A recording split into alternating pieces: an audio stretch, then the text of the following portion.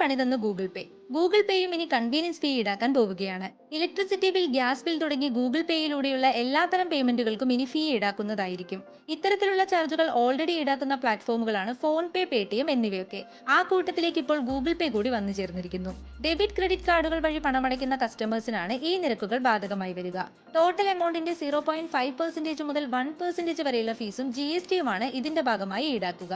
കഴിഞ്ഞ ഫൈനാൻഷ്യൽ ഇയറിൽ UPI ട്രാൻസാക്ഷനുകളുടെ മൊത്തത്തിലുള്ള പ്രോസസ്സിംഗ് കോസ്റ്റ് ഏകദേശം 12,000 കോടി രൂപയ്ക്കടുത്ത് എത്തിയിരുന്നു. ഇതിൽ 4,000 കോടി രൂപയും ചിലവായത് വെറും 2,000 രൂപയ്ക്ക് താഴെയുള്ള ട്രാൻസാക്ഷനുകൾക്ക് വേണ്ടിയാണ്. ഡിജിറ്റൽ പേയ്മെന്റ്സിനെ പ്രൊമോട്ട് ചെയ്യുന്നതിന്റെ ഭാഗമായി 2,000 രൂപയ്ക്ക് താഴെയുള്ള ട്രാൻസാക്ഷൻസിന് മർച്ചന്റ് ഫീ സർക്കാർ നേരത്തെ ഒഴിവാക്കിയിരുന്നു. ഇത്തരം കാരണങ്ങളൊക്കെ കൊണ്ട് തന്നെ യൂസേഴ്സിൽ നിന്നും നേരിട്ട് റവന്യൂ ജനറേറ്റ് ചെയ്യാനുള്ള അവന്യൂകൾ UPI പ്ലാറ്റ്ഫോമുകൾക്ക് കുറവാണ്. അതുകൊണ്ട് ക്രെഡിറ്റ് കാർഡ് അല്ലെങ്കിൽ ഡെബിറ്റ് കാർഡ് വഴിയുള്ള പേയ്മെന്റുകൾ പ്രോസസ്സ് ചെയ്യാനുള്ള ഒരു ചിലവായാണ് തങ്ങൾ ഇതിനെ കാണുന്നതെന്നാണ് ഗൂഗിൾ പേ ഇക്കാര്യത്തിൽ നൽകുന്ന വിശദീകരണം.